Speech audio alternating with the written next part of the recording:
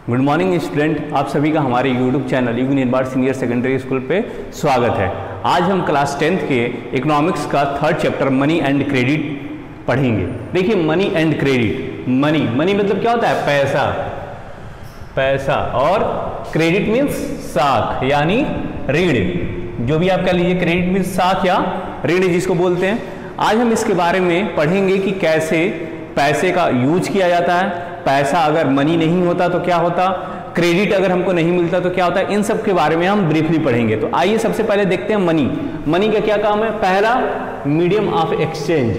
देखिए पुराने जमाने में क्या होता था, एक बार्टर सिस्टम चलता था। बार्टर सिस्टम मतलब जो वस्तुओं से अदला बदली की जाती थी। बार्टर सिस्टम मतलब होता है कि कोई भी सामान आप लेके जाइए, उसके बदले आपको सामान मिलेगा, क्योंकि उस टाइम तक पुराने लोगों को पैसे का अनुभव नहीं था कि पैसे क्या होता है। तो वो लोग क्या करते थे, जैसे मान लीजिए किसी को चावल की जरूरत है, उसके पास गेहूं है, तो मार्केट में ले जाके अब जिसको गेहूं की जरूरत होता था उसको गेहूं बेचता था, ठीक, उससे वो सामान लेता था। चावल वाले को जूते की जरूरत है, तो पहली ये जो गेहूं वाला है वो जाएगा जूते वाले के पास, उसको अपना गेहूं देगा, फिर उससे जूते लेगा, फिर चावल वाले के पास आएगा, चावल वाले को जूते देगा और उससे चावल लेगा, ठीक। तो ये ऐसे पुराने जमाने में चलता था। तो पहला काम जो था मनी का जो आया, उसके बाद से क्या हुआ, मीडियम ऑफ एक्सचेंज यानी मीडियम यानी एक्सचेंज यानी जो भी सामान हम खरीदते हैं उसके बीच का एक माध्यम।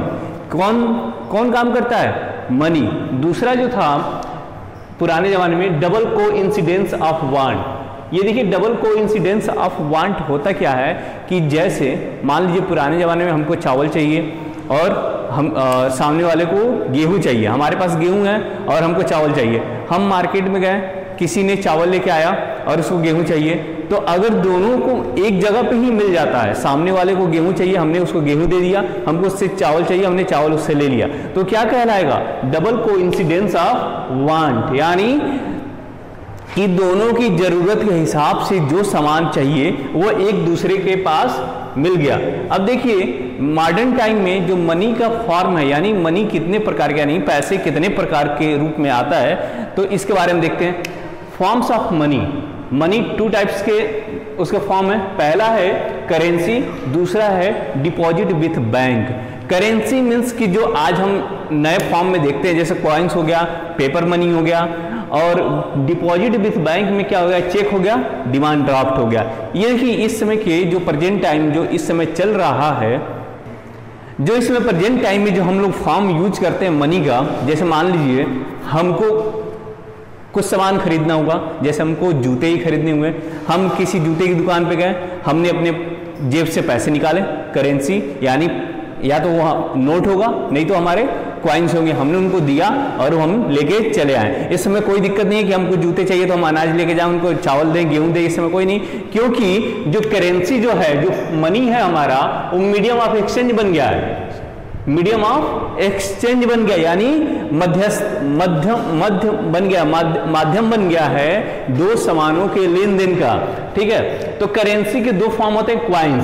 क्वाइंस में जैसे हम देखते हैं पुराने जमाने में क्वाइंस जो चलते थे कैसे चलते थे, सोने के चलते थे, गोल्ड, सिल्वर, ग्लास, लेदर, तांबा और आपका टीन, इन सब के, और एल्युमिनियम, इन सब के आपके क्वाइंस मिल जाएंगे जो पुराने जमाने में चलते थे। आज के जमाने में जो क्वाइंस चलते हैं वो किसके चलते हैं? स्टील के चलते हैं, स्टील के क्वाइंस चलते हैं और आपके कांसा के चलते हैं। तो देखिए क्वाइंस में हमको 1 रुपए से लगाकर 1, 2, 5, 10 इतने कॉइन्स चलते हैं, मिलते हैं मार्केट में। करेंसी जो पेपर मनी है वो मिलती है 1, 2, 5, 10, 20, 50, 100, 500 और 2000। ये जो 2000 जो है वो नया आपका आया है, अभी 3-4 साल हुआ आए हुए। तो ये हमारे इतने क्या है, ये पेपर मनी। अब देखिए एक चीज आपको फैक्ट बताएं, जो 1 रुपए का जो नोट होता है, जो कौन उसको छापता है? 1 रुपए के नोट वित्त मंत्रालय द्वारा उसको प्रिंट किया जाता है। भारतीय सरकार जो गवर्नमेंट ऑफ इंडिया है उसके द्वारा प्रिंट किया जाता है। बाकी सारे जो नोट होते हैं वो कौन प्रिंट करता है? वो सारे के सारे आरबीआई करता है। ये हमेशा ध्यान रखिएगा, अगर क्वेश्चन आ जाए कि 1 रुपए के नोट कौन प्रिंट करता है, तो गवर्नमेंट ऑफ इंडिया प्रिंट करती है और उस पे जो सिग्नेचर होते हैं वो वित्त सचिव के यानी फाइनेंस सेक्रेटरी के होते हैं उस पे। ठीक है, अब आते हैं चेक।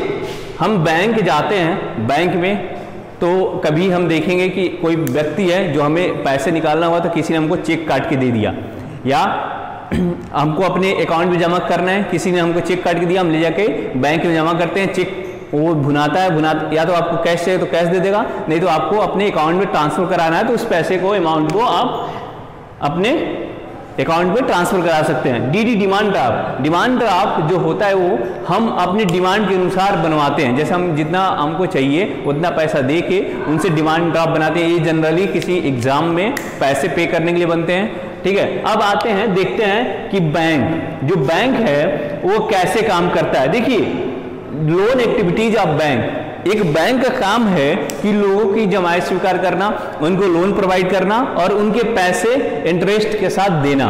कोई बैंक है, बैंक का जनरली जो एकदम नॉर्मल काम होता है, अगर आप बैंक जाते हैं तो देखते हैं वहां पे क्या होता है कि आप वहां पैसा जमा करेंगे, आपके अकाउंट में चला जाएगा। ठीक है, अगर साल भर बाद उसको निकालेंगे तो उसमें बैंक आपको इंटरेस्ट देता है। अब देखिए, आखिर में बैंक आपको इंटरेस्ट कैसे देता है? बैंक तो नोट प्रिंट करता नहीं है, छापता नहीं है, तो उसको आखिर में प्रॉफिट होता कहां से है कि आपको इंटरेस्ट देता है और अपने कर्मचारियों को भी पैसे देता है। देखिए, बैंक में जितने भी पैसे जमा होते हैं, अगर मान लीजिए 10 लाख रुपए बैंक में जमा हुआ, एक दिन में 10 लाख रुपए जमा हुआ, ठीक, अगर ये 10 लाख रुपए एक दिन बैंक में जमा हुआ तो क्या होता है कि उसका 15%, कितना 15% बैंक अपने पास रख लेता है। कितना 15% यानी 10 लाख का 1,50,000 रुपए बैंक अपने पास रख लेता है। किस लिए? कि अगर नेक्स्ट डे जब बैंक खुलेगा तो अगर किसी को जरूरत पड़ी पैसे मांगने की, निकालने की आए तो उस समय पैसे उनको पे कर देता है। बाकी 85% जो पैसे होते हैं वो बैंक लोन प्रोवाइड करता है। किसको?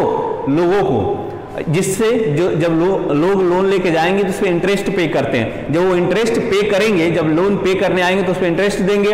जब इंटरेस्ट मिलेगा तो वही जो इंटरेस्ट होता है वो हमको, जो जमा हम किए रहते उस पर पैसे पे इंटरेस्ट हमको बैंक देता है। तो देखिए, आइए उसके फंक्शन को समझते हैं कैसे। देखिए, एक बैंक है, ठीक है, और यहाँ पे डिपॉजिटर, देखिए डिपॉजिटर है, पीपुल मेक डिपॉजिट, लोग क्या करते हैं? बैंक में पैसा जमा करते हैं। फिर बैंक क्या करता है? पीपुल टेक लोन, जो लोग लोन लेते हैं जिनको बोलते हैं बारबर, यानी पैसा निकालने वाला, उनको लोन प्रोवाइड करता है। अब यही लोग क्या करते हैं कि पीपुल पे लोन विथ इंटरेस्ट, ये लोग क्या करेंगे? जो लोन है वो पे करेंगे किस पे? इंटरेस्ट पे, ब्याज सहित लोन पे करेंगे किसको? बैंक को। और बैंक क्या करेगा? फिर वापस जो डिपॉजिटर हैं उनको people make withdrawal and get interest, उनको अगर ये लोग पैसे निकालते हैं अपने अकाउंट से तो उनको इंटरेस्ट के साथ पैसे पे करेगा।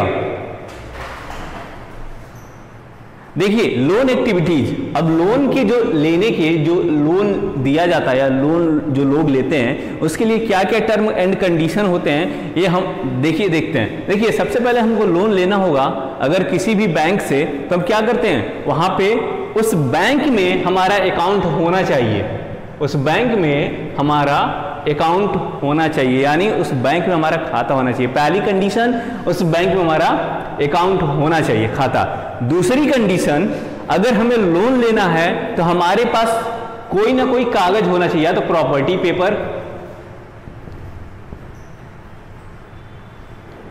पेपर, या हमारे पास गोल्ड,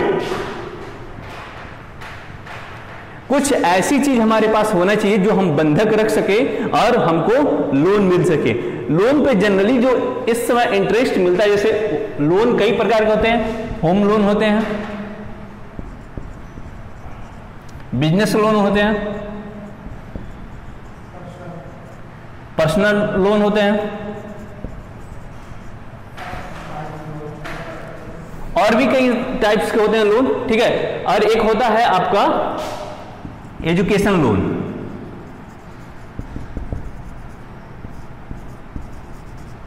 देखिए, ये 4 प्रकार के लोन होते हैं जो हमारे होम लोन, हर किसी पे अलग अलग इंटरेस्ट या ब्याज आपको पे करना होता है। सब पे एक जैसा ब्याज नहीं होता है, सब पे अलग अलग इंटरेस्ट हमको पे करना रहता है। होम लोन पे हमारा जो नॉर्मली होता है वो 9% होता है, ठीक है। बिजनेस लोन पे कम होता है, ये 6% के समथिंग होता है। पर्सनल लोन पे 8% के समथिंग होता है।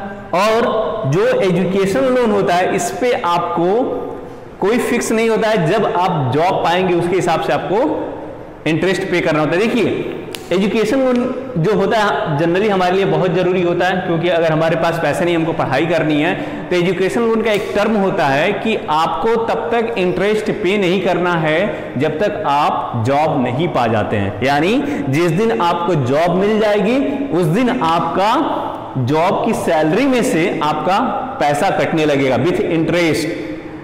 उतने साल से मतलब जब जॉब पाएंगे आप उस टाइम से लेके जब तक आप लोन नहीं पे करते हैं तब तक का आपका इंटरेस्ट जुड़ा जाएगा और आपका लोन, आपका अमाउंट जो हो पे किया जाएगा। आज के लिए इतना ही, और बाकी की जो इसके बचे हुए पार्ट है वो कल पढ़ेंगे। धन्यवाद।